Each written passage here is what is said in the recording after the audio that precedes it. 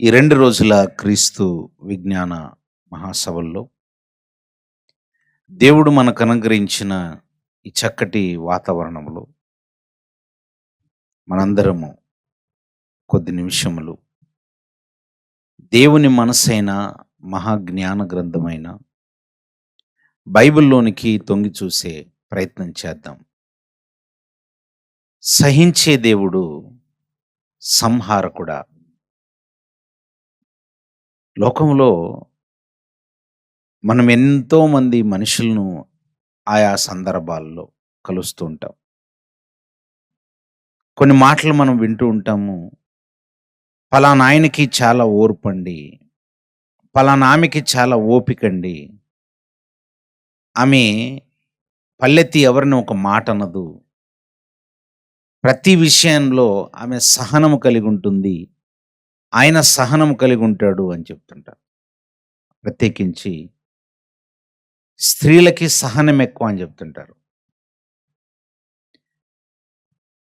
9 నెలలు బిడ్డను మోసి కన్న తర్వాత విసుక్కోకుండా పిల్లల్ని పెంచుతుంది తల్లి. అనగా తల్లికి సహనం ఎక్కువ అని చెప్తుంటారు. నిజమే. తల్లి యొక్క సహనము లోకానికి అర్థమైంది. తల్లిలో సహనం ఉందన్న మాట కూడా వాస్తవమే.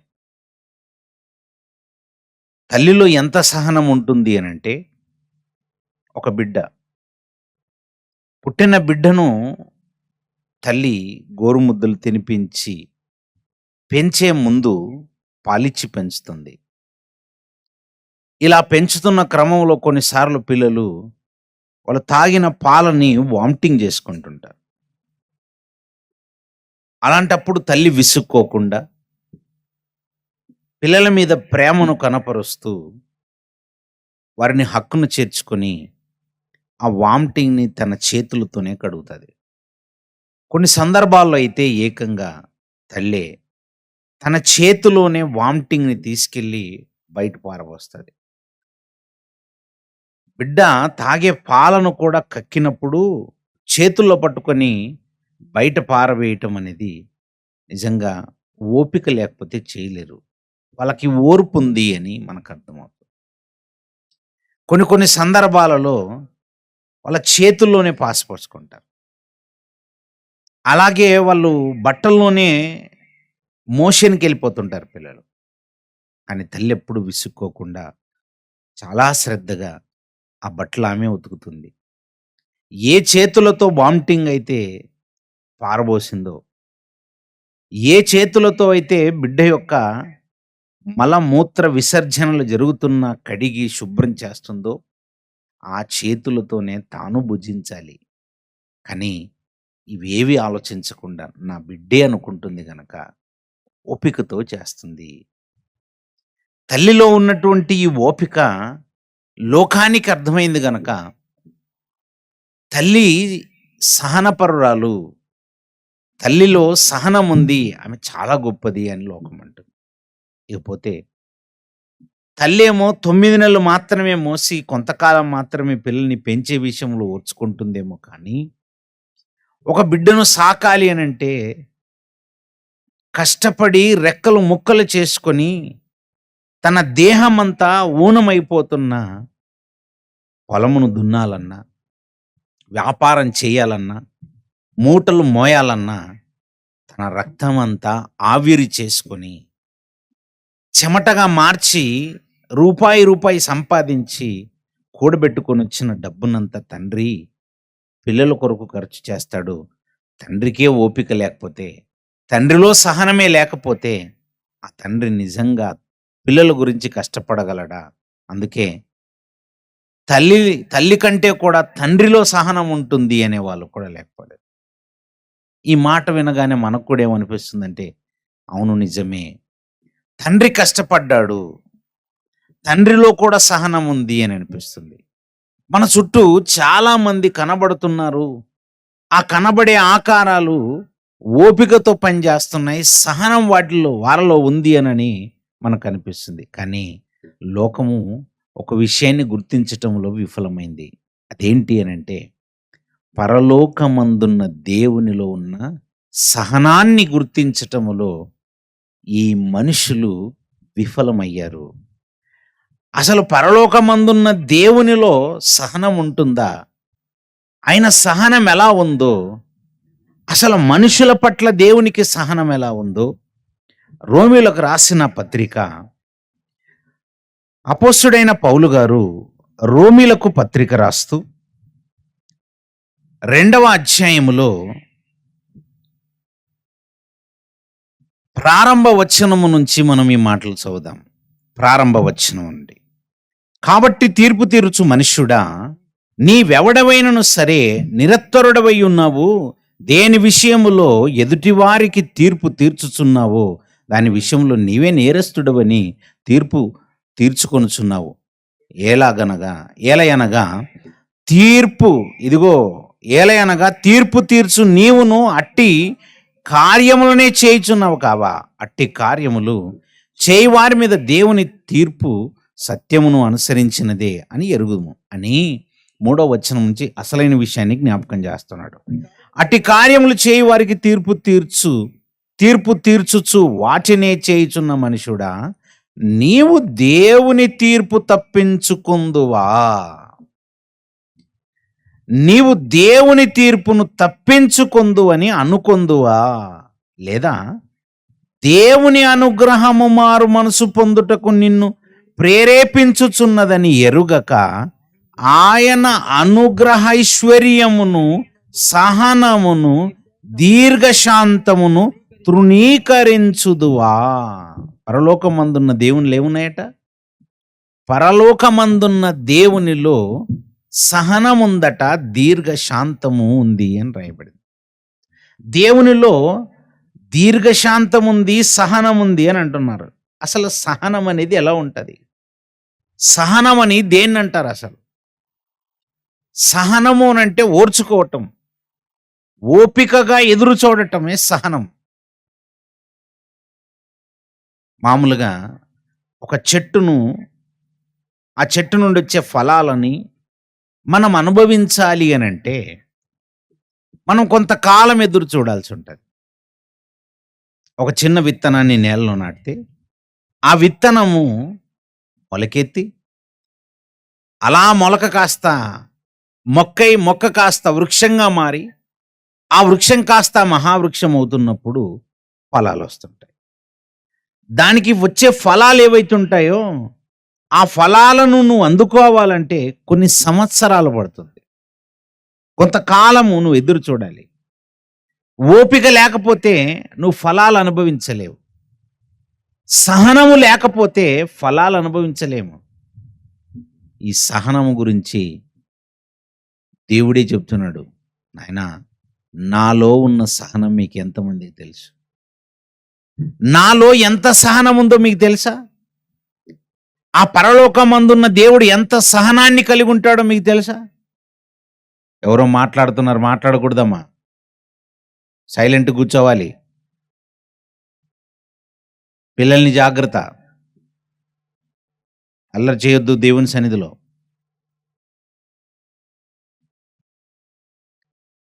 ఆ పరలోకమందున్న దేవునిలో సహనం ఉందట.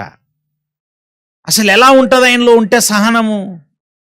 చాలా మంది లోకంలో ఏమనుకున్నారంటే తల్లిలో సహనం ఉంది, తండ్రిలో సహనం ఉంది, సహనం లేకపోతే 9 నెలలు గర్భాన్ని ఎలా మోస్తాదండి అని అనుకున్నారు.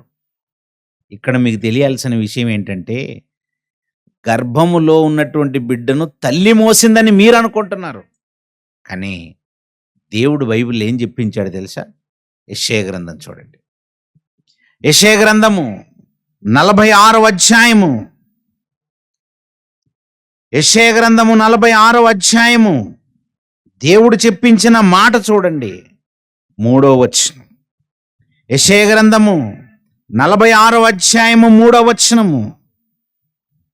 యాకోబు ఇంటి వారలారా, ఇశ్రాయేలు ఇంటి వారిలో శ్రేషించిన వారలారా, గర్భమున పుట్టినది మొదలుకొని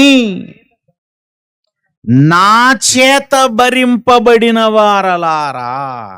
ఎవరి చేత? ఎవరి చేత భరింపబడిన వారట? దేవుని చేత భరింపబడిన వారట. దేవుడా భరించింది. గర్భమున పుట్టినది మొదలుకొని అంటున్నాడేంటి? అసలు మనము గర్భములో పుడతామా, భూమి మీద పుడతామా? ఇప్పుడు మాట్లాడండి. మాట్లాడమన్నప్పుడే మాట్లాడాలి. ఇప్పుడు మాట్లాడరు, చూసారా ఎవరు? ఇప్పుడు సైలెంట్గా ఉన్నారు. మనము గర్భములో పుడతామా, భూమి మీద పుడతామా? సరే, మీకు అర్థమయ్యేటట్టు చెప్తాను.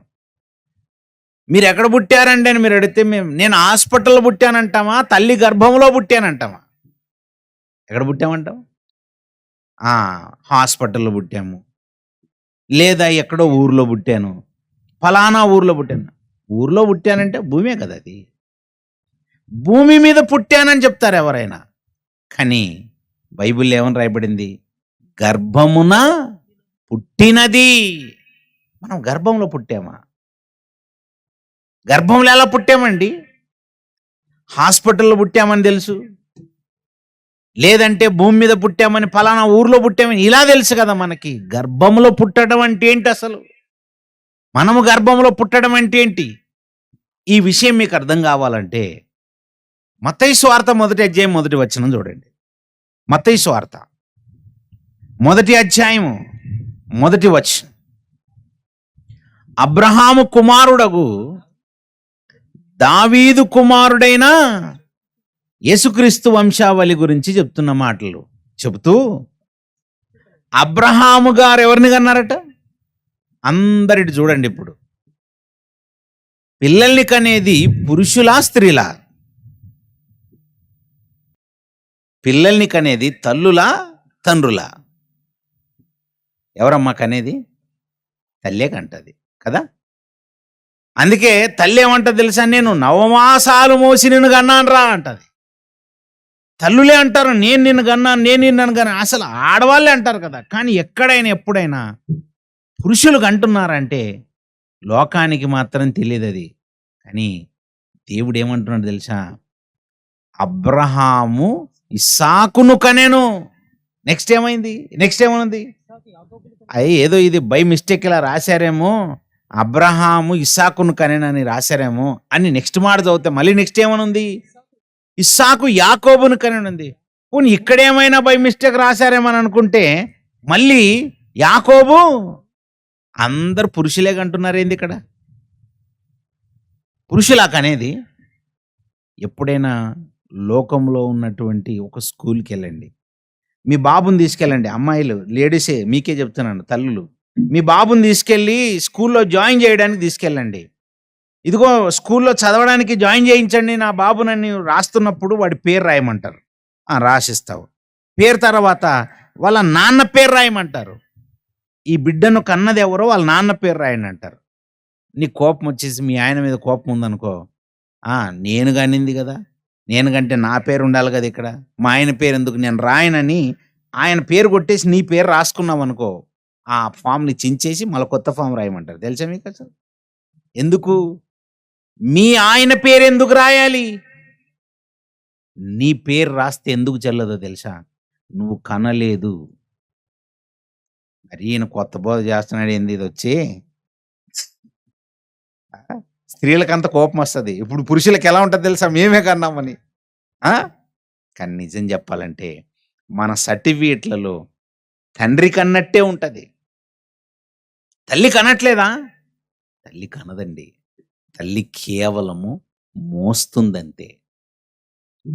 ఫస్ట్ బిడ్డను కనేది తండ్రే. ఆ బిడ్డను ఎలా కంటున్నాడంటే తన గర్భంలో ఉన్నటువంటి పిల్లల్ని తల్లి గర్భంలో కంటాడు. ఆయన గర్భంలో నుంచి తల్లి గర్భంలోనికి వెళ్తాం మనం. మా నాన్న గర్భంలోంచి నేను మా తల్లి గర్భంలోనికి కనబడ్డాను. అందుకే అంటున్నాడు అబ్రహాము ఇస్సాకును కనెనన్నాడు. కానీ అబ్రహాము భార్య అయిన శారా కనెను అని లేదు.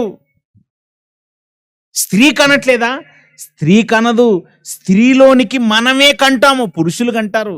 స్త్రీ గర్భంలో పుడతామా మనం? అవును, మనమంతా పుట్టేది గర్భములో. అక్కడి నుంచి అక్కడ శరీరమును దాల్చుకొని 9 నెలలు తల్లి గర్భములో నుంచి బయటికి వస్తాము. అసలు తల్లి గర్భములో మనల్ని మోసింది ఎవరో తెలుసా? మనల్ని భరించింది ఎవరో తెలుసా?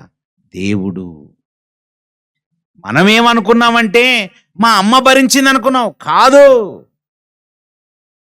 నా చేత భరింపబడిన వారలారా, నిన్ను భరించాను, నిన్ను భరించాను, నిన్ను భరించాను, మిమ్మల్ని అందరినీ నేను భరించాను అంటున్నాడు. ఒక నాన్న ఇంట్లో అందరి మధ్య నిలబడి, ఒరేయ్ మిమ్మల్ని అందరినీ నేను భరించలేకపోతున్నాను, నాకు చాలా కష్టమవుతుంది, పెద్దోడా నువ్వు కూడా ఒక ఉద్యానికి వెళ్ళిపో, ఒరే చిన్నోడా నువ్వు కూడా ఏదో పని చేయి, మీరు పని చేయకపోతే నేను మిమ్మల్ని సాకలేకపోతున్నాను, నా వల్ల అవ్వట్లేదురా అంటుంటాడు ఓ తండ్రి. దేవుడు ఏమంటాడు తెలుసా? మిమ్మల్ని అందరినీ నేనే భరించాను. ఎలా భరించారు ప్రభు అంటే చెప్పేవాడు, కానీ అడిగేవాళ్ళు లేరు. దేవుణ్ణి అడిగేవాళ్ళు లేరు. ఆయన చెంతకొచ్చేసి ప్రభు మమ్మల్ని మీరెప్పుడు ప్రభు భరించానంటే, ఆయన నేను ఎలా భరించాను చెప్తాను రాసుకొని మొత్తం రాయించి పెట్టాడు. మన బ్రతుకు గురించి రాయించాడు. నీ ఒక కణంగా ఉండేవాడివరా. నువ్వు తల్లి గర్భంలోనికి అలా వచ్చినప్పుడు, మీ తండ్రి గర్భంలో నుంచి అలా వస్తున్నప్పుడు నీ ఒక కణమే. దాన్నే శుక్ర కణము అని అంటారు. ఆ శుక్ర కణంగా నువ్వు తల్లి గర్భంలోకి వచ్చి, తల్లి గర్భంలో ఉన్నటువంటి పిండం ఉంటుంది చూసారా, ఆ పిండంతో ఫలదీకరణ చెంది నువ్వు అలా నిలబడ్డావు. క్షమించండి, అండము. తల్లి గర్భంలో అండం ఉంటే ఆ అండముతో శుక్రకణం ఫలదీకరణ చెంది పిండంగా నిలబడుతుంది. చచ్చిపోయినప్పుడు పెట్టే పిండకుడు గురించి చెప్పట్లేదు నేను. తల్లి గర్భంలో పిండం ఎంతుంటుంది తెలుసా? అప్పుడప్పుడు వర్షం కురుస్తుంటుంది, సన్నని చినుకులు తుమురు తుమురు తుమురు రాలుతుంటాయి చూసారా, అలాంటి సన్నని చినుకుని కొన్ని లక్షల భాగాలుగా విడగొడితే ఎంత చిన్నగా ఉంటుందో అంత చిన్న కణం అది తల్లి గర్భంలో. ఆ తల్లి గర్భంలో పిండం నిలబడినాడు. భార్య, నీ భార్య లేదా మన తల్లికి అర్థమైంది ఏమని? నేను గర్భవతిని అని. ఆమె నెల తప్పింది. తన జీవితంలో వచ్చేటువంటి ఋతుక్రమం ఆగిపోయింది. ఆ నెల ఋతుక్రమం ఆగిపోగానే ఒకవైపేమో ఆనందం, మరోవైపేమో ఏం జరిగిందోనన్న భయంతో టెస్ట్ చేయించుకోగానే ఆ టెస్టులో తేలింది నేను గర్భవతిని అని. డాక్టర్ల దగ్గరికి వెళ్తారు, నిజంగా నేను గర్భవతినా కాదా? డాక్టర్లు కూడా చెప్పారు, అవునమ్మా నువ్వు గర్భవతివే. అప్పుడు అర్థమైందా తల్లికి? అవును, నా గర్భంలో బిడ్డ ఉన్నాడన్న విషయం అప్పుడు అర్థమైంది. భర్త దగ్గరికి గబగబా పరిగెత్తుకొని పోతుంది. అయ్యా నువ్వు తండ్రివి కాబోతున్నావు. ఆయనకి తెలియదు ఆ విషయం, ఆయనకి తెలియదు. ఓ నెల వరకు తల్లికి తెలియదు, ఓ నెల వరకు తండ్రికి తెలియదు, కానీ ఎప్పుడు జరిగిందో ఎవ్వరికి తెలియదు. అందుకే మానవ జన్మ రహస్యం. తల్లి గర్భంలో మనం ఎప్పుడు పుడతామో తెలియదు. భార్య భర్తల దాంపత్య జీవితంలో భర్తలో నుంచి భార్యలోనికి బిడ్డ ఎప్పుడు కదిలాడో తెలియదు, ఎప్పుడు వెళ్ళాడో తెలియదు. కొన్ని కోట్ల శుక్రకణాలు వెళ్తాయి తండ్రి గర్భంలో నుంచి తల్లి గర్భంలోనికి. అలా వెళ్ళిన శుక్రకణాల్లో ఒక్క కణమే మనం. ఆ కణమే నిలబడింది, ఆ కణమే నిలబెట్టాడు దేవుడు. ఆ నిలబడిన కణమే పిండంగా నిలబడింది. చూసావా? ఆ పిండము కణ విభజన జరిగి మెల్లిమెల్లిగా మెల్లిమెల్లిగా మెల్లిమెల్లిగా మెల్లిమెల్లిగా అభివృద్ధి జరుగుతుంది. అలా ఒక కణం కాస్త 2 కణాలై, 2 కాస్త 4, 4 కాస్త 8, 8 కాస్త 16, 16 కాస్త 32, ఇలా వందలు వందలు వందలు వందలు వందలు కాస్త వేలు వేలు వేలు వేలు కాస్త లక్షలు, లక్షలు కాస్త కోట్లు. మానవ దేహం నడినెత్తు నుండి అరికాల వరకు కొన్ని కోట్ల కణాలతో నిర్మాణమైంది. ఈ కణాలన్నీ తల్లి గర్భంలో ఉత్పత్తి జరగాలి. ఇవన్నీ జరుగుతూనే ఉంటాయి. ఇలా ఒకటి ఒకటి ఒకటి ఒకటి అలా ఏర్పడుతూనే ఉంటుంది. ఆ ఏర్పడుతున్న క్రమములో మనము 6 వారాల వయసు కలిగి ఉంటాం. అంటే నెలన్నర. మనం నెలన్నర ఉన్నప్పుడు మనం ఎంత ఉండేవాళ్ళం తెలుసా? తల్లి గర్భంలో నేను ఇంత సైజు ఉండేవాడిని కాదు. తల్లి గర్భంలో నేను 6 వారాల వయసు అప్పుడు ఎంత ఉంటాను తెలుసా? మనం ప్లేట్లో పెట్టుకొని భోజనం చేస్తుంటాం చూసారా, అన్నము. ఆ అన్నములో అన్నం మెతుకంత ఉంటాం. అంటే ఒక బియ్యపు గింజ అంత ఉంటాం మనము 6 వారాల వయసు అప్పుడు. కరెక్ట్గా స్త్రీలని 6 వారాల వయసప్పుడు గర్భవతిగా ఉన్నప్పుడే గనక హాస్పిటల్‌కి తీసుకెళ్ళి స్కానింగ్ చేయిస్తే, ఆ స్కానింగ్‌లో కొన్నిసార్లు ఆ బియ్యపు గింజంత ఆకారం కనబడదు. అందుకే డాక్టర్లంటారు, "అమ్మ కరెక్ట్‌గా కనబడట్లేదు. ఇంకొక వారం తర్వాత రండి. ఇంకొక 2 వారాల తర్వాత రండి.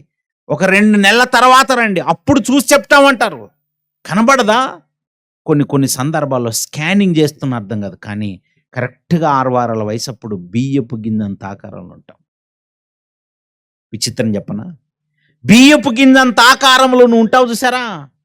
ఆ రోజే 6 వారాల వయసప్పుడే నీకు గుండె కొట్టుకోవటం స్టార్ట్ అవుతది. తెలుసా మీకసలు? మనం ఉండేది బియ్యపు గింజంత ఆకారంలో. ఆ బియ్యపు గింజంత ఆకారంలో మనం ఉండగా ఆ టైంలోనే మన గుండె కొట్టుకుంటది. ఇప్పుడు మన గుండె ఎంతుంటదంటారు తెలుసా? ఇలా చూపించి పిడికిలంతుంటది అని అంటారు. ఇప్పుడు 60 కేజీల మాంసపు ముద్ద నువ్వు. 6 అడుగుల ఆకారం. 6 అడుగుల ఆకారంలో 60 కేజీ మాంసపు ముద్దలో నీకున్న గుండె సైజు పిడికిలంత అని చెప్తున్నారు. మరదే నువ్వు ఉందే బియ్యపు గింజంత ఆకారం. బియ్యపు గింజంత ఆకారం నువ్వుంటే ఆ బియ్యపు గింజంత ఆకారంలో నీ గుండె ఎంత సైజు ఉంటదప్పుడు? చిన్న గుండె, సన్నని గుండె. కానీ విచిత్రం చెప్పనా? ఆ గుండెను కూడా తయారు చేసింది దేవుడే. ఆ గుండెను ఆ రోజే తయారు చేసి పెట్టాడా? అవును. ఆయన ఎంత సహించాడో మీకు తెలియదండి. అప్పుడప్పుడు ఈ చేతికుండే వాచ్ ఉంటది చూసారా? ఈ వాచ్‌లు పాడవుతుంటాయి. ఈ పాడైపోయిన వాచ్‌ని మీరు ఓపెన్ చేయడానికి లేదా రిపేర్ చేయించడానికి వాచ్ మెకానిక్ షాప్ దగ్గరికి తీసుకెళ్ళారనుకో, ఇది ఓపెన్ చేస్తాడు. ఓపెన్ చేసి లోపలనే చూస్తాడు. గబుక్కున ఏదైనా ఆయన కంటికి కనబడేదైతే అది రిపేర్ చేసి ఇచ్చేస్తాడు. కానీ కొన్నిసార్లు మొత్తం వాచ్‌నంతా విప్పాల్సుంటది. కానీ ఈ వాచ్ లోపల చిన్న చిన్న వాచర్లుంటాయి. చిన్న చిన్న స్క్రూలుంటాయి. అవి కంటికి కనబడవు. అప్పుడేం చేస్తారో తెలుసా? ఈ వాచ్‌లో ఉన్నటువంటి వాటిని చూడ్డానికి కంటికి భూతద్దం పెట్టుకొని చూస్తాడండి. కంటికి భూతద్దం పెట్టుకొని చిన్న చిన్న స్క్రూలు, కంటికి కనబడని చిన్నవి, అవి అందులో బిగించటానికి కళ్ళకి భూతద్దం పెట్టుకొని బిగిస్తూ ఉంటాడు. అంటే చిన్న చిన్న వస్తువులు కనబడవా? కనబడవు. బ్యాక్టీరియా కనబడదా? కనబడదు. ఈ మధ్య కాలంలో అందరికి పరిచయమైన పదం కరోనా వైరస్. కరోనా వైరస్‌ని మీరు ఎప్పుడైనా కంటితో చూసారా? కంటికి కనబడదు. బ్యాక్టీరియా కంటికి కనబడదు. వైరస్ కంటికి కనబడదు. ఫంగస్ కంటికి కనబడవు. అలా సన్నని సూక్ష్మజీవులు కంటికి కనబడవు. ఇలా కంటికి కనబడనంత చిన్న చిన్ని ఆకారములు ఎన్నో ఉన్నాయి చూసావా? అలా తల్లి గర్భంలో 6 వారాల వయసప్పుడు బియ్యపు గింజంత ఆకారములో మన సైజు ఉంటే, ఆ బియ్యపు గింజంత ఆకారం లోపల గుండె తయారు చేయాలంటే అది సన్నని గుండె, చిన్న గుండె ఎంత కష్టమో. అందుకే దేవుడు ఓపికతో, సహనముతో తాను పని కట్టుకొని నా పిల్లలని నేను తయారు చేయాలి, నా పిల్లల యొక్క దేహమును నేను నిర్మించాలని తల్లి గర్భములో ఓపికతో చేశాడు. ఆ మాట గురించి నిజంగండి భయపడిపోతూ రాశాడండి దావీదు గారు. ఒకసారి దావీదు గారు రాసిన మాట చూడండి. కీర్తనల గ్రంథం 139వ అధ్యాయము. కీర్తనల గ్రంథము 139వ అధ్యాయము 13వ వచనం. కీర్తనల గ్రంథము 139వ అధ్యాయం 13వ వచనంలో, నా అంతరింద్రియములను నీవే కలగజేసితివి, నా తల్లి గర్భమందు నన్ను నిర్మించిన వాడవు నీవే. తల్లి గర్భమందు మనల్ని నిర్మించింది ఎవరట? దేవుడే. మన అంతరింద్రియములో నిర్మించింది ఎవరట? దేవుడే. అంతరింద్రియం అంటే అర్థం ఏంటి తెలుసా మీకు? బాహ్యేంద్రియములు అంటే తెలుసా పోనీ? బాహ్య ఇంద్రియములు, ముక్కు, కళ్ళు, చెవులు, ఈ నోరు, ఇవన్నీ ఏంటి? బాహ్యేంద్రియములు. చర్మము బాహ్య ఇంద్రియములు. వీటినే జ్ఞానేంద్రియములు అని కూడా అంటారు. మరి బయటికి కనబడేవి బాహ్యేంద్రియములైతే, బయటికి కనబడకుండా శరీరము లోపలున్నాయి చూసారా? గుండె లోపలుంది, ఊపిరితిత్తులు లోపలున్నాయి, మెదడు లోపలుంది. వీటిని ఏమంటారు? అంతర ఇంద్రియములు, లోపలున్నవి. ఇదిగారు అంటున్న, ప్రభా నా అంతరింద్రియములను నీవే కలుగజేసితివి. నన్ను నీవే కలుగజేసావు ప్రభా, ఈ దేహమునంతా నీవే కలుగజేశావు. అలాగే నా తల్లి గర్భమందు నన్ను నిర్మించిన వాడవు నీవే. ప్రభా మీరు ఈ విధానమును ఏదైతే చేశారో, ఈ కలిగించే విధానం చూసినప్పుడు నీవు నన్ను కలగజేసిన విధము చూడగా భయమును ఆశ్చర్యమును నాకు పుట్టుచున్నవి. ఏం కలిగిదంట దావీదు గారికి? భయమా? ఏముంది? భయం ఏముంది ఇందులో? గుండె చేస్తున్నప్పుడు ఎందుకు భయం వేసింది దావీదు గారికి? ఒక గుండె చేస్తున్నప్పుడు భయం ఎలా వేసింది? ఆ గుండె చేయడానికి దేవుడు ఏం చేశాడో తెలుసా? ఈ గుండెని చేయడానికి ఒకసారి యోబు గ్రంథం తీయండి. యోబు గ్రంథం 10వ అధ్యాయము. యోబు గ్రంథము 10వ అధ్యాయం 8వ వచనం నుంచి గమనించండి. యోబు గ్రంథము 10వ అధ్యాయం 8వ వచనం నుండి, ప్రభువా నీ హస్తములు నాకు అవయవ నిర్మాణము చేసి నన్ను రూపించాయి. దేవుని యొక్క హస్తాలు ఏం చేసేట? అవయవ నిర్మాణం చేసేట. ఇప్పుడు తల్లి గర్భములో ఉన్నటువంటి బిడ్డ యొక్క నిర్మాణాన్ని ఎవరు చేశారట? దేవుడు చేశాడట. దేవుని హస్తాలు చేసేట. మామూలుగా స్కానింగ్కి వెళ్తారు కదా, డాక్టర్ దగ్గరికి గర్భవతిగా ఉన్నప్పుడు స్త్రీలు స్కానింగ్కి వెళ్ళినప్పుడు వాళ్ళు స్కానింగ్ చేస్తారు. స్కానింగ్ చేసినప్పుడు ఎప్పుడైనా ఆ తల్లి గర్భంలో ఎవరైనా చేతులు ఉన్నట్టు పడుతుందా? ఏమైనా చేతులు, ఎవరైనా చేతులు పెట్టినట్టుగా, ఆ చేతులు పెట్టి ఏదో చేస్తున్నట్టుగా, పని చేస్తున్నట్టుగా పడుతుందా? స్కానింగ్లో రాదే. పోనీ స్త్రీలు గర్భవతులుగా ఉన్న వాళ్ళు ఉంటారు కదా, గర్భవతులకి మీకు ఎప్పుడైనా మీ గర్భంలోనికి ఎవరో చెయ్యి పెట్టి ఏదో నిర్మాణం చేస్తున్నట్టుగా, ఎవరో చేతులు మీ గర్భంలోనికి వెళ్ళినట్టు మీకు ఎప్పుడైనా అనిపించిందా? అంతెందుకండి, చెవులకు చిన్న పురుగు పోయింది అనుకో, ఎలా ఉంటుంది మనకి? మన చెవులోనికి పురుగు, చిన్న చీమ వెళ్ళింది అనుకో, ఇంకా తట్టుకోలేము. ఆ చీమను బయటికి రప్పించేంత వరకు మనకు అవ్వదు. మన శరీరంలోనికి ఏదైనా పురుగు వెళ్ళింది అనుకోండి, ఓ జర్రపోయింది అనుకోండి, ఉంటామా? దాన్ని బయటికి తీసేంత వరకు అవ్వదు. మరి అలాంటిది దేవుడి చేతులు వెళ్ళి ఆ చేతులు తల్లి గర్భములో ఒక బిడ్డను నిర్మాణం చేస్తున్నప్పుడు మనకి ఎలా తెలియదా? అది ఎలా చేశాడట తెలుసా? కింద చెప్తున్నాడు చూడండి, పాలు పోసినట్టుగా పోసాడట. చూడండి, ఒకడు పాలు పోసినట్టుగా పోసాడట, జున్నుగడ్డ ఒకడు పేరబెట్టినట్టుగా పేరబెట్టాడట.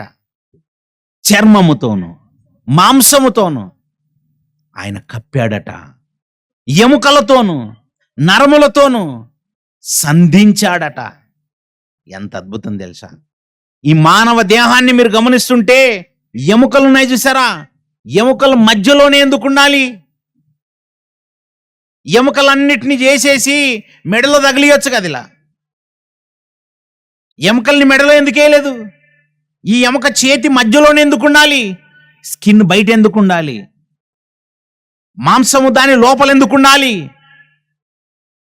వీటన్నిటికీ లోపల ఎముక ఎందుకు ఉండాలి? ఒక బిల్డింగ్ నిర్మాణం చేస్తున్నప్పుడు ఫస్ట్ ఐరన్ రాళ్ళు పెడతారు. ఒక పిల్లర్ వేసేటప్పుడు ఐరన్ రాళ్ళు పెడతారు. ఐరన్ రాళ్ళని కరెక్ట్గా అలా బంధిస్తారు. బెండింగ్ వైర్ అంటారా దాన్ని? ఆ బెండింగ్ వైర్తో కడతారు. ఎందుకు కట్టాలి? ఐరన్ రాళ్ళని ఎలా పడితే అలా పెడితే కుదరదు, కడితేనే గట్టిగా నిర్మాణం ఉంటుంది. కరెక్ట్గా ఎలాంటి సైజులో ఎలాంటి రాడ్లు వాడాలో వాడతారు.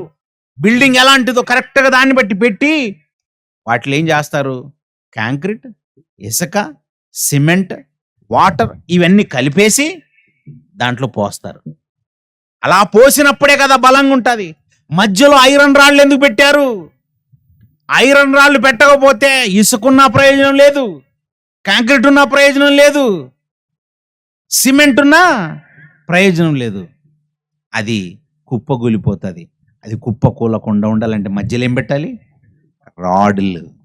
అంటే మన దేహము కూడా ఒక మట్టి దిబ్బలాగలా కూలబడకుండా, ఒక మాంసం ముద్దలా పడిపోకుండా మధ్యలో ఏం పెట్టాడు తెలుసా? ఎముకలని, రాడ్లని పెట్టాడనమాట. ఆ ఎముకలను పెట్టి మళ్ళీ నరములతో ఏం చేశాడు తెలుసా?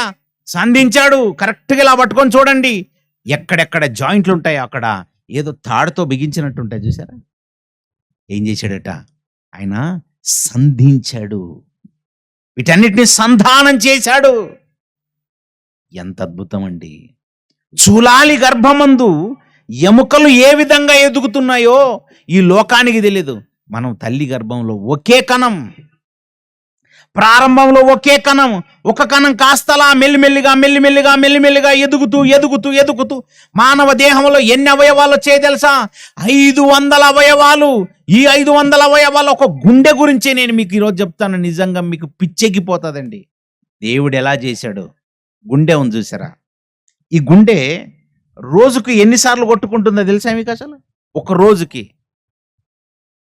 మనిషికి దేవుడు తయారు చేసిన గుండె ఉంది చూసారా, బియ్యపు గింజంత ఆకారంలో తల్లి గర్భంలో 6 వారాల వయసప్పుడు మనం ఉన్నప్పుడున్న గుండె ఉంటుంది చూసారా, ఆ గుండె కాస్త కొంత కొంత కొంత కొంత కొంత కొంత కాలానికి పెరిగి పెరిగి పెరిగి పెరిగిపోయింది చూసారా.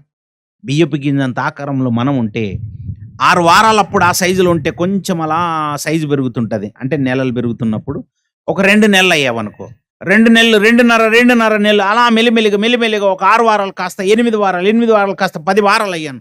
10 వారాల వయసప్పుడు మనం ఎంత ఉంటుంది తెలుసా? జీడిపప్పు అంటారు చూసారా, జీడిపప్పు, కాజు అంటారు కదండి, ఇంత సైజు ఉంటామండి మనం తల్లి గర్భంలో ఓ 10 వారాలు. ఇంకా కొన్ని వారాలు పెరిగాయి అనుకో, సపోటా అంత సైజు అవుతామండి. ఇంకొన్ని వారాలు పెరిగాను, ఓ జామకాయ అంత సైజు అవుతామండి. ఇంకొన్ని వారాలు పెరిగాం అనుకోండి, ఓ మామిడికాయ అంత సైజు అవుతామండి. అలా పెరిగి పెరిగి పెరిగి పెద్దదవుతున్నప్పుడు ఒక 5 నెలలు వచ్చేసరికి దేహంలో అవయవాలన్నీ ఏర్పడుతుంటాయండి. అప్పుడు డాక్టర్లు ఏమంటారు తెలుసా? అవయవాలన్నీ సరిగా ఎదుగుతున్నాయి. ఎవరు చేస్తున్నారని అడగండి డాక్టర్ని. ఎదుగుతున్నాయని చెప్తున్నావు కదమ్మా, ఎవరు చేస్తున్నారని అడగండి. కొన్నిసార్లు ఏమంటారు తెలుసా? పిండానికి మెదడు సరిగా ఎదగలేదండి, మరి ఏం చేయాలి అని అంటే తీసేయాలండి, నిలబడదండి. మెదడు లేనప్పుడు ఇంకా ప్రయోజనం లేదండి, గుండె సరిగా కొట్టుకోవట్లేదండి, మరి ఏం చేయాలి డాక్టర్ గారు? ఏదో ఒకటి చేసి కొంచెం మెదడు తయారు చేయండి అంటే, నీ మొహం, నేనాడు తయారు చేస్తాను? నాకు మెదడు తయారు చేయడానికి రాదా? రాదు.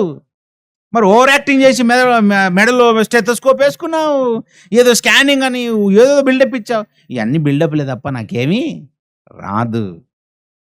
తల్లి గర్భంలో చేయబెట్టి చేయలేవా అమ్మ అంటే, ఎక్కడ చేయబెడతాము? ఏముందో చెప్తాం అంతే.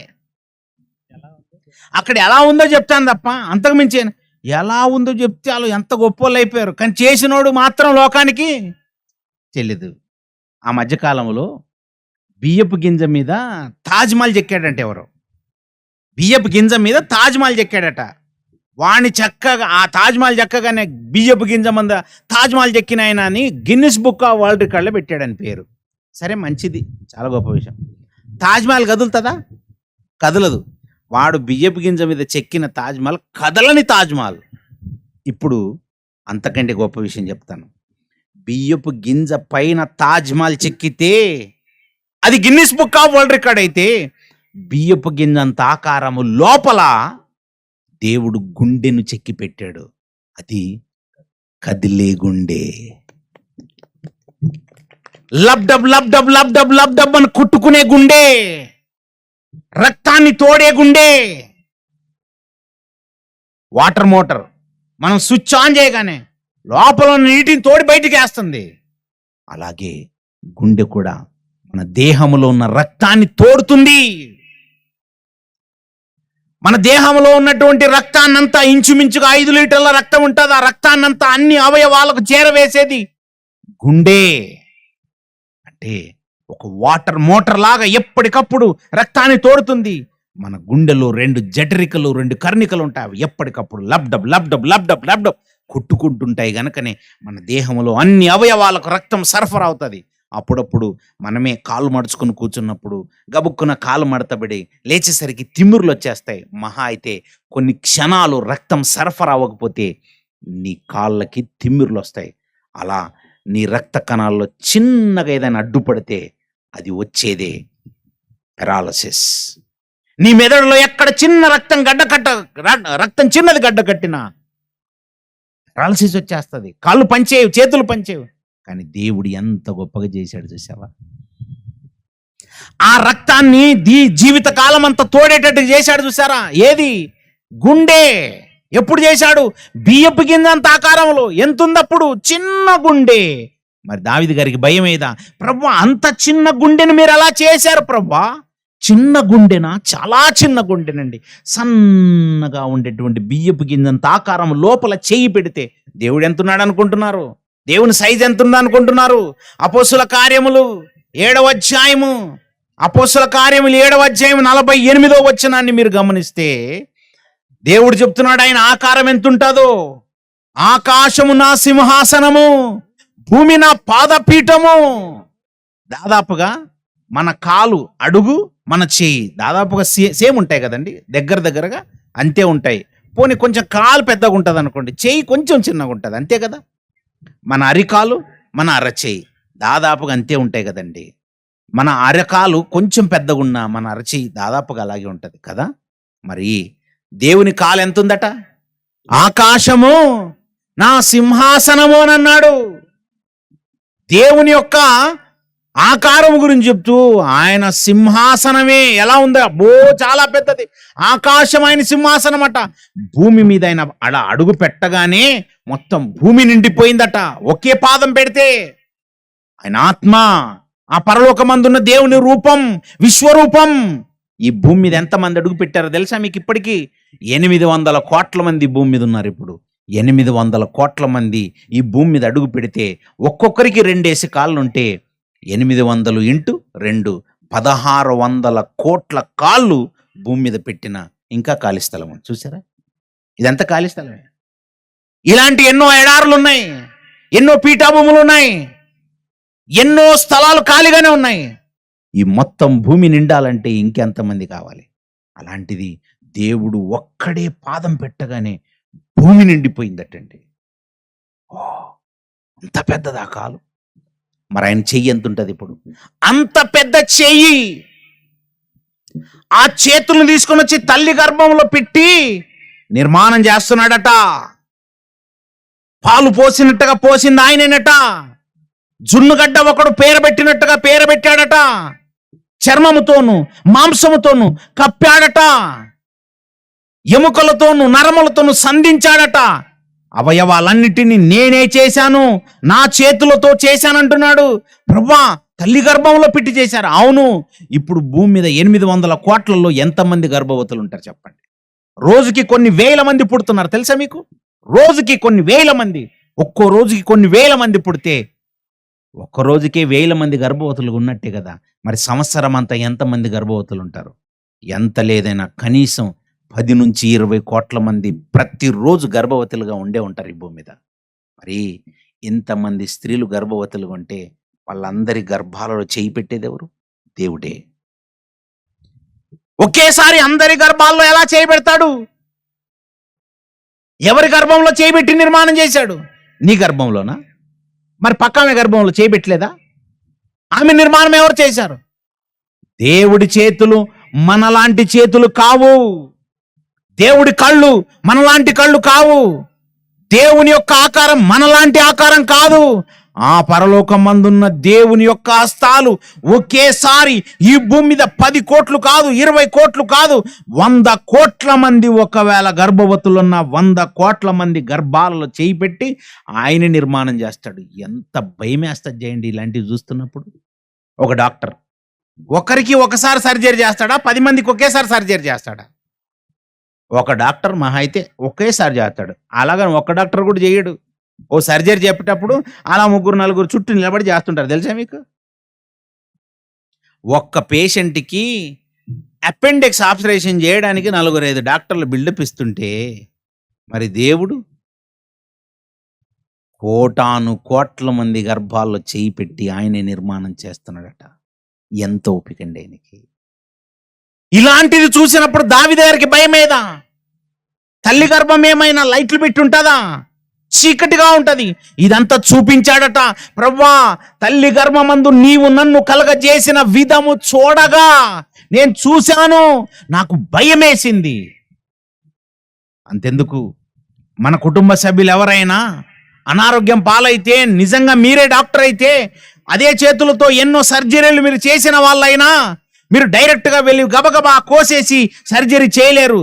అందుకే డాక్టర్లు ఏం చేస్తారు తెలుసా? సొంత కుటుంబ సభ్యులకు సర్జరీ చేయాల్సి వచ్చినప్పుడు భయపడిపోతుంటారు. వాళ్ళు సర్జరీ చేయరు, పక్క డాక్టర్లకు చెప్తారు మీరు చేయండి అంటుంటారు. అంటే మన పిల్లలకి మనం సర్జరీ చేయాల్సి వచ్చినప్పుడు భయం వేస్తుంది. మన పిల్లలకి ఇదిగో కడుపు లేదా గడ్డ వచ్చినప్పుడు ఆ గడ్డను తీయడానికి భయపడిపోతుంటాం. మన పిల్లలకి ఏదైనా క్యాన్సర్ వస్తే ఆ క్యాన్సర్ని తీయడానికి మనం భయపడిపోతుంటాం.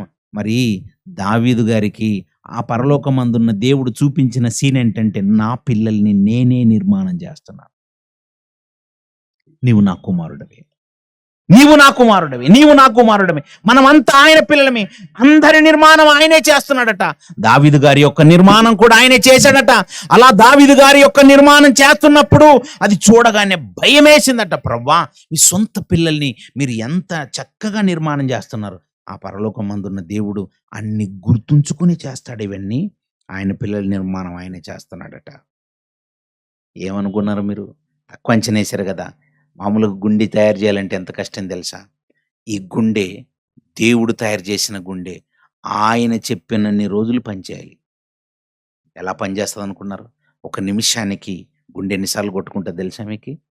60 నుంచి 70 సార్లు. యావరేజ్గా మన గుండె ఒక 60 నుంచి 70 సార్లు, చిన్నపిల్లలదైతే 100 సార్లు కూడా కొట్టుకుంటుంది. అంటే 60 నుంచి 100 సార్లు కొట్టుకుంటూ ఉంటాయి గుండెలు ఒక నిమిషానికి. కరెక్ట్గా ఇలా వాచ్ చూసుకొని నీ గుండె ఎన్నిసార్లు కొట్టుకుంటుందో స్టెథోస్కోప్ తీసుకొని నీకు నువ్వు చెక్ చేసుకుంటే ఇంచుమించుగా 70 నుంచి 100 సార్లు కొట్టుకుంటుంది. అలా 70 నుంచి 100 సార్లు కొట్టుకుంటే ఒక రోజుకి ఎన్నిసార్లు కొట్టుకుంటుంది? ఇప్పుడు ఒక రోజుకి, ఒక నిమిషానికి ఎన్నిసార్లు కొట్టుకుంటుంది? ఒక నిమిషానికి 100 సార్లు అనుకుంటే, ఒక్క నిమిషానికి 100 సార్లు అయితే ఒక గంట అంటే 60 సార్లు. మళ్ళీ 60 ఇంటూ 60 చేయాలి. 60 నిమిషాలు కదా ఒక గంటకి. అలా ఒక గంటకి మన గుండె ఇంచుమించుగా 1,44,000 సార్లు కొట్టుకుంటుంది. అనండి యావరేజ్గా 70 సార్లు వేసుకుంటే. ఒక నిమిషానికి 70 సార్లు కొట్టుకుంటున్న గుండెను మనం లెక్కేస్తే ఒక రోజుకి 1,44,000 సార్లు కొట్టుకుంటుంది. మీకు ఎప్పుడైనా తెలుసా? మీ చెయ్యిని ఇలా పెట్టుకొని ఒక దినమంతా లెక్క పెట్టుకున్నారు ఎప్పుడైనా? ఇలా మనం ఎప్పుడు లెక్క పెట్టుకోం. ఏదో అది పనిచేస్తుంది అలా అనుకుంటున్నావు కదా.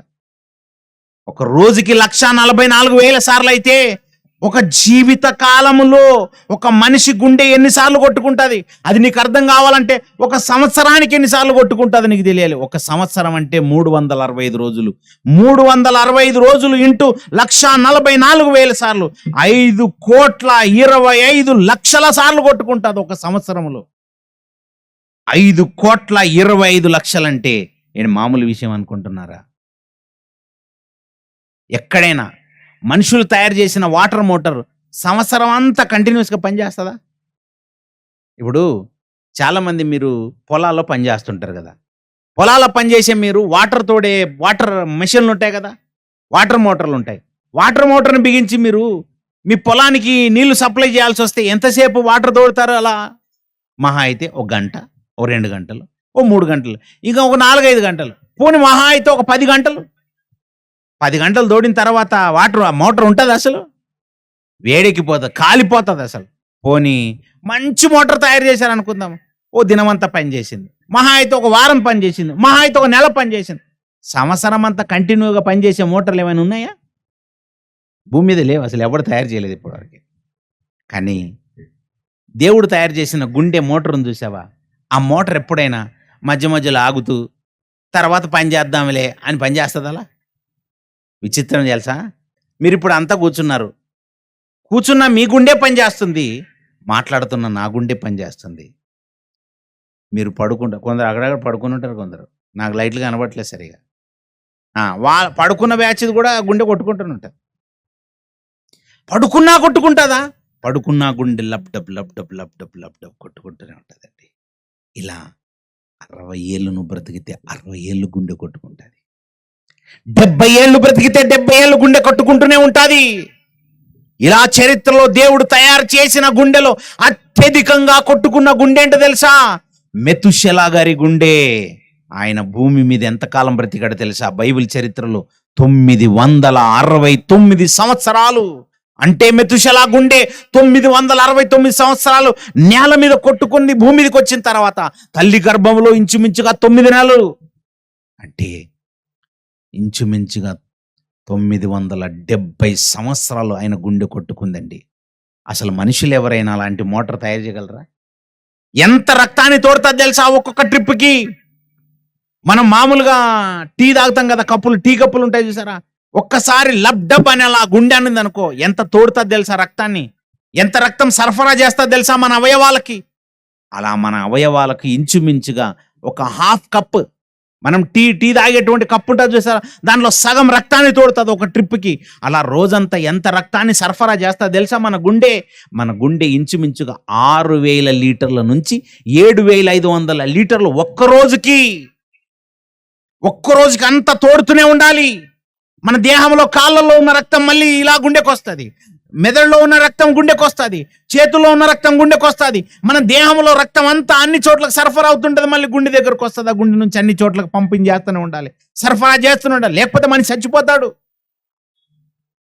ఏమనుకున్నారు? ఇది కంటిన్యూగా జరుగుతూనే ఉండాలి. ఒక్క రోజుకి 6,000 నుంచి 7,500 లీటర్ల రక్తాన్ని సరఫరా చేస్తుంది.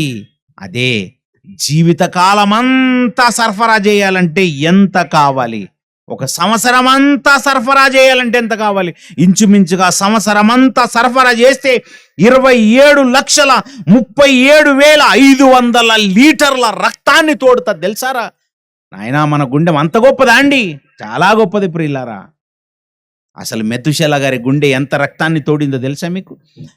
మెతుషెల గారి గుండె ఇంచుమించుగా 266 కోట్ల లీటర్ల రక్తాన్ని తోడింది. ఏంటి, ఒక నదిలో బారినంత నీళ్ళనమాట. ఆయన గుండె అంత తోడిందా? ఈ గుండె గురించి మనకు తెలియక మనమే అనుకుంటాం, ఏదోలే అలా పనిచేస్తుంది. ఇవి చూస్తే భయమేస్తుంది. అందుకే సర్జరీ చేసేటప్పుడు డాక్టర్లు కుటుంబ సభ్యులు ఎవరిని ఇక్కడ ఉంచకూడదు, బయటికి వెళ్ళండి అంటారండి. లోపల ఉన్నటువంటి అవయవాలను చూస్తే భయమేస్తుంది మనకి. మీ గుండెని మీరు ఎప్పుడైనా చూసుకున్నారా? మీ మెదడు మీరు ఎప్పుడైనా చూసుకున్నారా? అవి చాలా సెన్సిటివ్గా ఉంటాయి. ఇవన్నిటిని ఓపికతో ఎవరు చేశారు తెలుసా? దేవుడు. ఎంత ఓపిక ఉండాలంటే ఇప్పుడు ఆయనకి ఎంత సహనం ఉండాలి. ఒక గుండె గురించి చెప్తుంటేనే ఇంత సమయం పడుతుంటే, అవయవాలన్నిటి గురించి చెప్తుంటే ఇంకెంత సమయం పడుతుంది ఇప్పుడు. అందుకే డాక్టర్లు చదువుకోవడానికి ఇంచుమించుగా 25-30 సంవత్సరాలు పడుతుంది. వాళ్ళు 20-30 సంవత్సరాలు చదవాలి. ఒక ఎంబీబీఎస్ కార్డియాలజిస్ట్ ఒక 20 నుంచి 30 సంవత్సరాలు ఒక గుండె గురించే చదవాలి. మానవ దేహంలో ఉన్న 500 అవయవాలన్నిటి గురించి చదవాలంటే నీ జీవిత కాలం సరిపోదు. ఈ కన్ను ఎంత గొప్పదో తెలుసా మీకు? ఈ కన్ను యొక్క నిర్మాణం ఎంత గొప్పదో తెలుసా? భూమి మీద ఉన్నటువంటి దేన్ని చూసినా ఈ కన్ను అలా ఫోటో తీసుకుంటుందండి. ఈ కన్నుకున్న గుణం అలాంటిది. మీరు దేన్ని చూసినా ఫోటో తీసుకుంటుంది. అందుకే మేక అనగానే ఇప్పుడు మీకు ఏం గుర్తొచ్చింది? మేక అనగానే మేకను గుర్తొస్తుందా, కుక్క గుర్తొస్తుందా? కరెక్ట్గా మేకనే గుర్తొచ్చింది. ఎలా గుర్తొచ్చిందంటే, మీరు ఆల్రెడీ ఇంతకుముందు మేకను కళ్ళతో చూశారు గనక ఇది మేక అని గుర్తొచ్చేసింది. అదే గుడ్డి వాళ్ళ దగ్గరికి వెళ్ళారు, అడిగారు అనుకోండి, ఇదేంటి అని అన్నాడు అనుకో, ఏమో నాకు తెలియదు అంటాడు. ఎందుకు తెలియదు అంటాడు తెలుసా? అది చూడలేదు గనక. కానీ అదే మళ్ళీ ముట్టాడు అనుకో, ఇలా ఓహో ఇది మేకలాగా ఉందంటాడు. అయితే ముట్టినా కూడా మెదడులో నిక్షిప్తం చేసుకునే తెలివిని దేవుడిచ్చాడు. మే అనే సౌండ్ వస్తే చాలు ఇది మేక అంటాడు ఆయన కూడా. ఏం తెలివండి! అవయవాలు మామూలు కాదండి మనకు ఇచ్చినవి దేవుడు. అలాంటి అవయవాలు చేయటానికి దేవుడు ఓపికతో 9 నెలలు 270 రోజులు ప్రతిరోజు ఆయన హస్తాలు, ఆయన కన్నులు ఆయన చూస్తూ జాగ్రత్తగా నిర్మాణం చేస్తూ వచ్చాడు. తల్లి నిర్మాణం చేసుకోలేదు.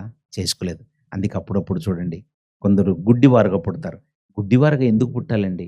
నిజంగా తల్లి చేతిలో ఉంటే తల్లే తన గర్భంలో చేయి పెట్టి ఒక కన్ను తయారు చేయొచ్చు కదా. తల్లే తన గర్భంలో చేయి పెట్టి ఒక కాలు తయారు చేసుకోవచ్చు కదా. ఒకవేళ దేవుడే గనక కాలు లేకుండా పుట్టించాడు అనుకోండి, జీవిత కాలం అంతా కాలు లేకుండా బ్రతకాలి. దాంతో ఏం చెప్తున్నాడు తెలుసా దేవుడు మనకి? నేను గనక నీకు కాళ్ళు ఇవ్వకపోతే కాళ్ళు లేకుండా బ్రతకాలంతే. నువ్వు చేసుకోలేవా? నీ వల్ల అవ్వదు.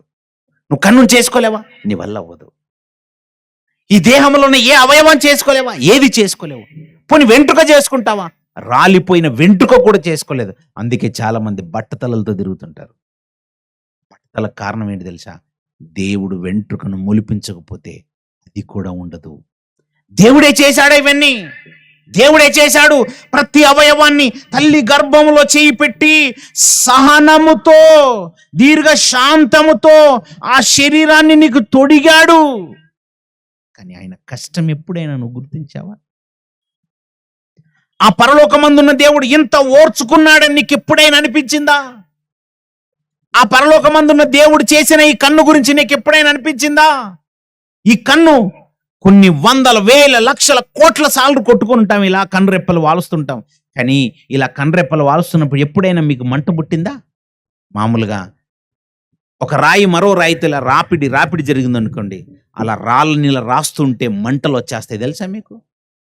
ఒక యాక్సాబిలేడ్ ఉందనుకోండి, ఒక ఐరన్ రాడ్ని కట్ చేస్తున్నారనుకోండి, అలా ఫ్రిక్షన్, ఘర్షణ జరుగుతుంది అనుకోండి, అక్కడ మొత్తం నిప్పులు వచ్చేస్తాయి.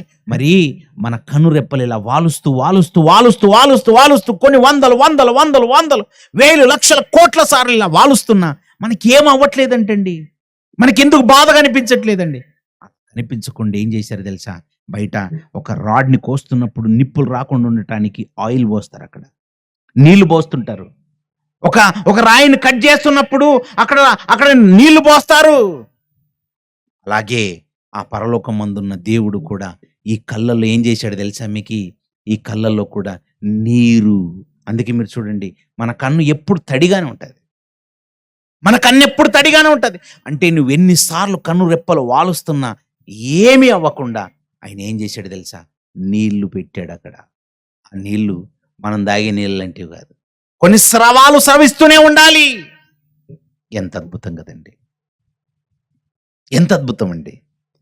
ఇలా మానవ దేహములోని అన్ని అవయవాలని, ప్రతి అవయవాన్ని ఆయన చెయ్యాలంటే ఎంత ఓపిక ఉండాలి చెప్పండి. అప్పుడప్పుడు ఇంట్లో అమ్మ రొట్టెలు చేస్తుంటది.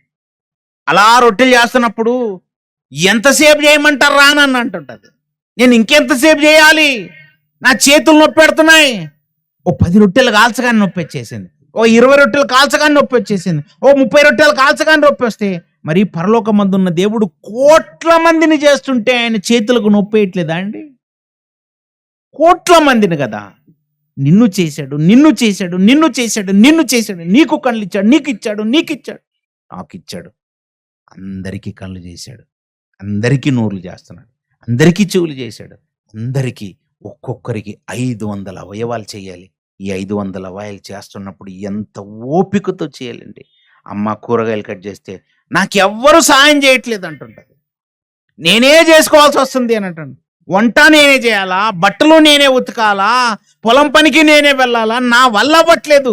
కూతురుని పిలిచి అంటది, అమ్మ కొంచెం బట్టలు ఉతికి పెట్టి తల్లి, కొంచెం ఇల్లు నూడిచిపెట్టిన. ఆయన ఎవరినో ఒకరిని సహాయం కోరుతుంటది కదా. ఇంట్లో అమ్మ కష్టపడుతుంటే అమ్మ మీద జాలేసింది కదా మనకి.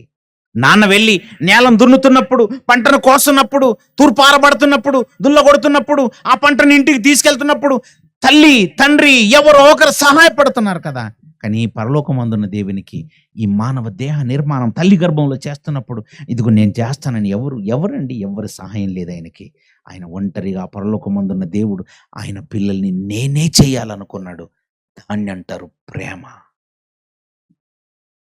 తల్లి నేనే వండి పెడతాను నా పిల్లలకి అంటుందంటే దాని అర్థం ఏంటి తెలుసా? తల్లికి ప్రేమ. నా కుమారుడి బట్టలు నేనే ఉతికి పెడతానంటే బిడ్డ మీద తల్లికున్న ప్రేమ. ఆ పరలోకమందున్న దేవునికి కూడా అంటే చాలా ప్రేమ, చాలా ప్రేమ. నీ గురించి కోటాను కోట్ల సంవత్సరాలుగా ఈ జగత్తు పునాది వేయబడక మునుపు నుంచే ఎదురు చూస్తూ ఉన్నాడు. అది కూడా ఓపికతో ఓర్చుకుంటూ చూసి చూసి చూసి బిడ్డను చెయ్యాలనుకున్నాడు. గర్భంలో నిన్ను ఎంత గొప్పగా చేశాడు. కానీ నీ చెయ్యిని ఎందుకు చేశాడు నీకు ఎప్పుడైనా అర్థమైందా? ఈ కళ్ళు ఎందుకు చేశాడు నీకు ఎప్పుడైనా అర్థమైందా? ఈ మెదడు ఎందుకు చేశాడు నీకు ఎప్పుడైనా అర్థమైందా? ఈ భూమి మీద ఎవ్వరు చేయలేనిది ఆ పరలోకమందున్న దేవుడు తాను మాత్రమే బాధ్యతగా తల్లి గర్భములో చీకటిలో, అది చీకటి అండి, తల్లి గర్భం అంటే చీకటి, అలాంటి చీకటిలో దావీదు గారు ఆ సిచ్యువేషన్ అంతా చూడగానే ఆయనకు భయం వేసిందట, ఆశ్చర్యం కలిగిందట. ప్రభా, చిన్న చిన్న అవయవాలను తల్లి గర్భంలో బియ్యపు గింజంత ఆకారంలోంచి మొదలుపెట్టి మెల్లిమెల్లిగా చేసుకుంటూ 3 కేజీల మాంసం ముద్దగా చేశారు. అది రక్తపు గడ్డ నుంచి ఎలా తయారు చేశారు, అలా బయటకు వస్తున్నప్పుడు ఎముకలు వచ్చేసాయి, గోర్లు వచ్చేసాయి, వెంట్రుకలు వచ్చేసాయి, పళ్ళు ఉన్నాయి. ఇవన్నీ మీరు ఎలా చేశారు ప్రభా, ఎంత అద్భుతం. నిజంగా బయటకు వచ్చాక మళ్ళీ కొంతకాలానికి అవన్నీ పెరగాలి.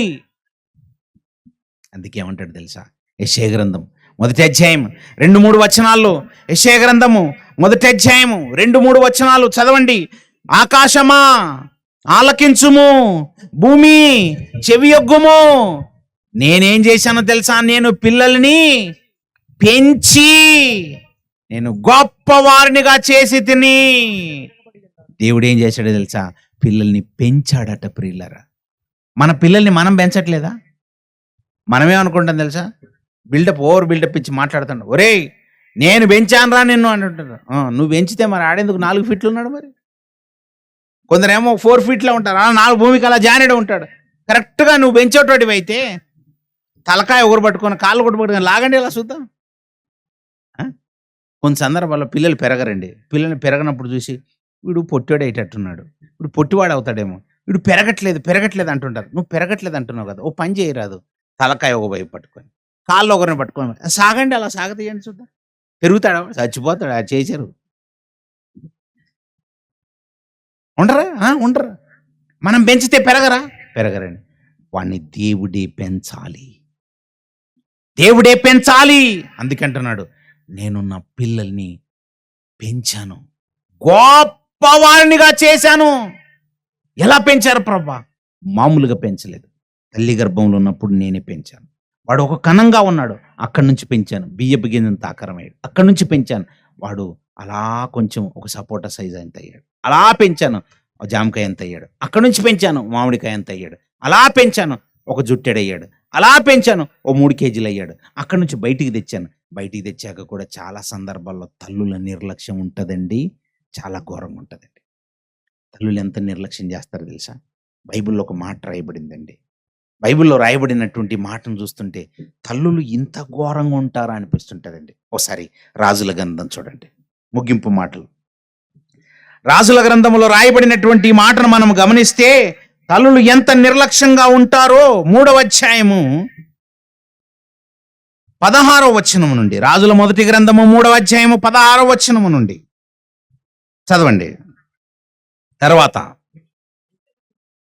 వేశ్యలైన స్త్రీలు రాజుగారి దగ్గరికి వచ్చారట. ఎవరి దగ్గరికి? సొలొమోను గారి దగ్గరికి వచ్చారట. వచ్చి సొలొమోను గారి ముందర నిల్చుని అంటున్నారట. వారిలో ఒక ఆమె అంటుందట, మీరు చదువుతూ ఉండండి అంతే. నా ఏలినవాడా చిత్తగించుము, నేనును ఈ స్త్రీయును ఒక ఇంట్లో నివసించే వాళ్ళము. దానితో కూడా ఇంటిలో నేను ఒక పిల్లను కంటిని, అది కూడా పిల్లను కనింది. నేను ఇదిగో కనిన 3వ దినం ఇది పిల్లను కని మేమిద్దరము కూడా ఉన్నాము ఇంట్లో, మేమిద్దరము తప్ప ఇంటిలో మరి ఎవరు లేరు రాజుగారు. అయితే రాత్రి ఏం జరిగిందంటే, ఇది పడకలో తన పిల్ల మీద పడగా అది చచ్చెను. రాత్రికి ఏం చేసిందట తల్లి?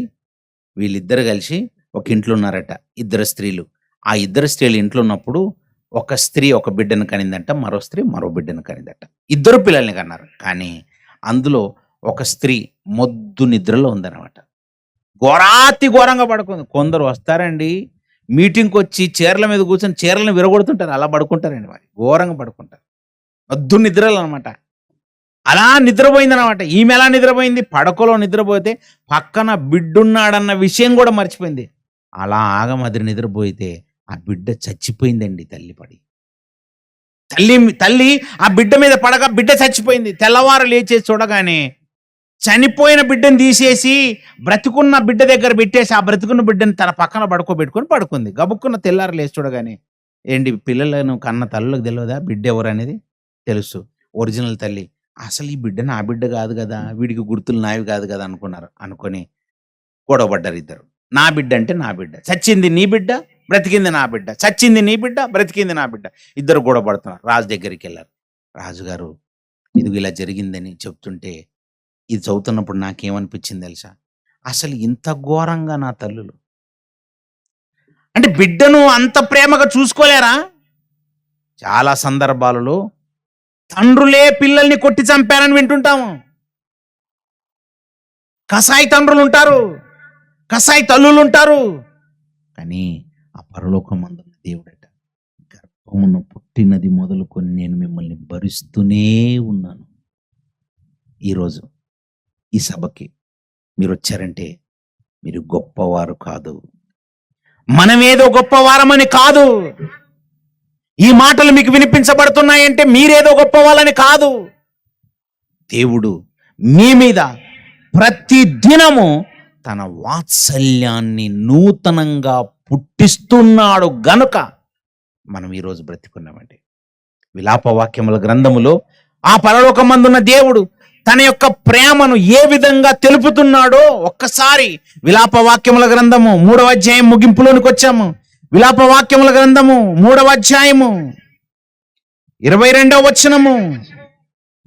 విలాపవాక్యముల గ్రంథం 3వ అధ్యాయం 22వ వచనము. యెహోవా కృప గలవాడు. కృప అంటే అర్థం ఏంటో తెలుసా మీకు? కృప అంటే తెలుసా? నీవు అడగకుండా నేను మీద దయ దేవుడు చూపిస్తున్నాడు చూసారా, దాన్ని అంటారు కృప. అప్పుడప్పుడు పిల్లలు పరీక్షలు రాస్తారు. పరీక్షలు రాసినప్పుడు కొందరు 1-2 మార్కులతో ఫెయిల్ అయిపోతారండి. మామూలుగా 35 మార్కులు రావాలనుకోండి, పరీక్ష రాస్తే 35 మార్కులు రావాలి. 35కి 35 రాకుండా 34 మార్కులు వచ్చేసి ఫెయిల్ అయిన వాళ్ళు ఉంటారు, 33 మార్కులు వచ్చి ఫెయిల్ అయిన వాళ్ళు ఉంటారు. అలాంటప్పుడు పేపర్లు దిద్దే టీచర్లు ఏం చేస్తారంటే, అయ్యో వీడికి 1 మార్క్ కలిపితే వీడు పాస్ అయిపోతాడేమో, 2 మార్కులు కలిపితే పాస్ అయిపోతారేమోనని వాళ్ళు ఏం చేస్తారు తెలుసా? గ్రేస్ మార్కులు అని కలుపుతారండి. ఏ మార్కులు? గ్రేస్ మార్కులు. గ్రేస్ మార్క్ అంటే అర్థం ఏంటి తెలుసా? నీవు అడగకుండానే నీ జీవితము బాగుండాలని నువ్వు ఫెయిల్ అయినా నీకు కలిపే మార్కులు ఉన్నాయి చూసారా, ఆ మార్కుల్ని గ్రేస్ మార్కులు అంటారు. గ్రేస్ అంటే ఇంగ్లీష్లో గ్రేస్ అంటారు చూసారా, ఆ మాటకు అర్థం ఏంటి తెలుసా? తెలుగులో గ్రేస్ అంటే కృప. అంటే నువ్వు అడగకుండానే నీకు ఏదైతే దేవుడు ఇస్తాడో దానిని గ్రేస్, కృప. ఇక్కడ కూర్చున్న వాళ్ళు ఎంతమంది ప్రభువా నాకు గాలి కావాలని అడిగారు? చేయొద్దండి. ఎవరు అడగరు, ఉత్తిని అబద్ధాలు మీరు చెప్తున్నారు. నిజంగా మనం ఎప్పుడైనా ప్రభువా గాలి కావాలి ప్రభువా పీల్చుకోవడానికి అని అడిగావా? నువ్వు పుట్టక ముందే, నీవు అసలు ఈ భూమి మీద పుట్టక ముందే తల్లి గర్భంలోంచి అడుగు పెట్టక మునిపే మనందరికీ గాలి కావాలని దేవుడు చేశాడా చేయలేదా? దీన్ని ఏమంటారు? కృప. వర్షం కురిపించు ప్రభు అని మనం అడిగితే కురిపిస్తున్నాడా, అడగకుండానే కురిపిస్తున్నాడా? మనం అడగకముందే వర్షం కురుస్తుంది. మనం అడిగితే సూర్యోదయం జరుగుతుందా, మనం అడగకుండానే సూర్యోదయం జరుగుతుందా? ఇవేవి మనం అడగట్లేదు. అలాగని ఇక్కడ కూర్చున్న వాళ్ళలో నాకు ఆరోగ్యం ఇవ్వు ప్రభు అని రోజు అడిగే వాళ్ళు ఎవరున్నారా? సార్ ప్రభా నా గుండె పనిచేయాలి ప్రభా అని అడుగుతున్నారా మీరేమన్నా? ప్రభా నా మెదడు పనిచేయాలని అడుగుతున్నారా? నాకు నోటి మాట రావాలని అడుగుతున్నారా? ఇవేవి అడగట్లేదు. మీరు అడగకపోయినా ఇన్ని చేస్తున్నాడంటే దాన్ని అంటారు యెహోవా కృపగలవాడు. చేస్తున్నాడట. ప్రతిరోజు మన జీవితంలో ఆయన చేసే మేళ్ళు ఎలా ఉన్నాయట తెలుసా? యెహోవా కృపగలవాడు, ఆయన వాత్సల్యత ఎడతెగక నిలుచున్నది గనక మనము నిర్మూలము కాకున్న వారము. ఈ పాటికే ఎప్పుడో దేవుడు మనల్ని ఏసేయాల్సింది. ఈ చేతులతో పాపం చేసినప్పుడు చేతులు నరికేయాల్సింది. ఈ నోటితో పాపం చేసినప్పుడు నాలుకను తీసి కోసేయాల్సింది. ఈ కాళ్ళతో పాపం చేసినప్పుడు కాళ్ళను నరికేయాల్సింది. ఈ దేహంలో ఉన్న అవయవాలు నువ్వు వాడనప్పుడు ఎప్పటికప్పుడు అలా చెట్టు యొక్క అలా మొదలు నరికినట్టుగా దేవుడు చక్క చక్క చక్క చక్క చక్క నరుక్కుంటూ పోతుంటే ఈ దేహంలో ఒక్క అవయం మిగిలేదు కాదు. కానీ నిన్నింకా నిర్మూలన చేయకుండా కాపాడంటే దానికి కారణం ఏంటి తెలుసా? అలా చెరుకు గడ పెరిగిందని చెప్పేసి చాలా పెంచాలని అనుకుంటున్నామేమో. రైతు కోపం వచ్చేసిందా, అలా చేతులున్న గొడ్డలతో ఒకే దెబ్బేస్తాడు. చెట్టు నేల కొరగాలి, ఆ చెరుకు గడ నేల పడిపోతుంది. ఒకే దెబ్బ అంతే. రైతు ఒక్క దెబ్బేస్తే ఆయన పెంచిన చెట్టే నేల కొరిగితే ఆ పరలోకమందున్న దేవుడు పెంచిన ఈ మొక్కలు నేల కొరగడం పెద్ద విషయమేం కాదు. ఆయన నరకాల్సిన అవసరం లేదు. ఆయన ఊదితే ఎగిరిపోతావు అంతే. ఊదితే. అలాంటిది ఆ పరలోకమందున్న దేవుడు నీ మీద ఎడతెగకుండా ఆయన వాత్సల్యతను చూపిస్తున్నాడు. తెగట్లేదట. ప్రేమ ప్రేమ ప్రేమ ప్రేమ. చుట్టూ ఎక్కడెక్కడో వర్షాలు కురుస్తున్నాయట. కానీ ఈ ప్రాంగణంలో అసలు మంచి చల్లని వాతావరణం ఇచ్చింది. వర్షమే లేకుండా, ఎలాంటి గాలి తుఫాను లేకుండా ఇంత మంచి వాతావరణాన్ని ఇచ్చి ఆ పరలోకమందున్న దేవుడు ఏం చేశాడు తెలుసా? కృప చూపాడు. ఈ కృపను అర్థం చేసుకొని, నేను ఒక్కదాన్ని వచ్చాను కదా ఈరోజు, నేను ఒక్కడిని వచ్చాను కదా, అయితే నేను రేపు ఒక పని చేస్తాను, నాతో పాటు ఒక నలుగురిని తీసుకుని వస్తాను. రేపు నేను చేసేది ఇదే. దేవుడు నా మీద కృప చూపుతున్నాడన్న విషయాన్ని నేను అర్థం చేసుకొని రేపు ఇంకొక 5 మందిని తీసుకొని వస్తాను, ఒక 10 మందిని తీసుకొని వస్తాను, ఒక 10 మందికి చెప్తాను, ఒక కనీసం ఒక 5 మందిని వస్తారు, ఒక 20 మందికి చెప్తాను, ఇంకొక 10 మందిని వస్తారేమో. మీరు దేవుని కృపను అర్థం చేసుకొని ఈ మాటలు వినిపించండి. నిజంగా మీరేదో కోరుకుంటే సభలు జరగట్లేదు కదా. దేవుడే మన మీద కృప చూపి, మన మీద వాత్సల్యత చూపి, ప్రతి దినము ఆయనకు పుట్టే ఆ వాత్సల్యతను బట్టే ఈ మాటలు వినిపిస్తున్నాడు. అందుకే అంటున్నాడు, అనుదినము నూతనముగా ఆయనకు వాత్సల్యత పుట్టుచున్నది. ప్రతి దినం పుడుతుందా? మన మీద గొప్ప వారం కాదు ప్రియులారా. ఆ పరలోకమందున్న దేవునికి ప్రతి దినము మన మీద నూతనంగా వాత్సల్యత పుడుతుంది. అందుకే మనం ఈ గ్రౌండ్లో కూర్చున్నాం. అందుకే ఇంత మంచి ప్రేమ కలిగిన, ఇంత సహనము కలిగిన, ఇంత దీర్ఘశాంతం ఓపిక కలిగిన పరలోకమందున్న దేవుని ఆ మనసును అర్థం చేసుకుంటున్నారా? అయితే మీరు అర్థం చేసుకుంటే ఈ వాక్యం మీతోనే సమాధి కాకూడదు. మీరు మాత్రమే వినకూడదు. మీ పక్కింటి వారికి, ఎదురింటి వారికి, మన చుట్టూ ప్రాంతాల్లో ఉన్నటువంటి వాళ్ళకి, మన రక్త సంబంధికులకు, బంధుమిత్రులకి రేపే ముగింపు సభ. దేవుడు ఇంత సహనముతో ఉంటాడా? మనిషి పట్ల ఇంత చేస్తున్నాడు ఆ పరలోకమందున్న దేవుడు. ఇంత ఓపికనా? ఎందుకండి ఆయనకి ఇంత ఓపిక? ఆ పరలోకమందున్న దేవుడు ఆయన ఓపికను అర్థం చేసుకోకుండా ఒకవేళ నిర్లక్ష్య పెడితే అసలు జరిగే పరిణామాలు ఎలా ఉంటాయో మీరు కనుక దేవుని మనసులోనికి తొంగి చూస్తే ప్లేట్లో ఉన్న ఆహారం నోట్లో పెట్టుకోలేరు. అసలు ముద్ద నోట్లో దిగదు. అసలు గాలి పీల్చుకోవాలంటే భయమేస్తుంది, నీళ్లు తాగాలంటే భయమేస్తుంది, ఆహారం తినాలంటే భయమేస్తుంది. అసలు ఒక్క మాటలో చెప్పాలంటే అడుగు వేయాలంటే భయపడాలి. ఇది మీకు తెలియదు. అర్థం చేసుకోండి. దేవుడు చాలా సహనంతో ఉన్నాడు, చాలా ఓపికతో ఉన్నాడు. ఓర్చుకున్నాడు. ఇంత చేశాను కదా, ఇంత ఓర్చుకుంటూ చేశాను కదా, ఒక మానవ దేహ నిర్మాణం చేయటానికి నేను ఎంత ఓర్చుకున్నాను కదా. అసలు ఇంత ఓర్చుకొని చేశాడంటే ఆయనకి ఏ ఆలోచన ఉండదా చెప్పండి? ఏ ఆలోచన లేదే చేస్తాడా? ఆ పరలోకమందున్న దేవునికి ఎన్ని ఆలోచనలు ఉంటాయి. కానీ ఆయన ఆలోచన నెరవేరకపోతే ఆయన సహనం ఏమవుతుందో రేపు రండి, తొందర రండి. ఎక్కువ విషయాలు చెప్తాను. రేపే ముగింపు సభ. మీరు ఒక్కరే రాకండి దయచేసి. ఓ 10 మందికి చెప్పండి, ఒక 20 మందికి చెప్పండి. వాళ్ళు ఎవరినో ఒకరిని తీసుకొని రండి. ఎక్కువ మందిని మనం రక్షించాలి. కాలం సంకుచితమై ఉన్నది. రేపేమి సంభవించునో మనకు తెలియదు. ఇంతలో కనబడి అంతలో మాయమైపోయా ఆయురు వంటి ఆయుష్కాలంలో కొందరినైనా రక్షించేవారుగా ఉందాం. మనము రక్షింపబడి కొందరినైనా రక్షిద్దాం. కళ్ళు మూసుకోండి, ప్రార్థన చేస్తాను. పరిశుద్ధుడివైన మమ్మను కన్న మా తండ్రి, దేవా, అనాదిగా ఎంతో గొప్ప సంకల్పాన్ని మీరు కలిగి ఉన్నారు తండ్రి.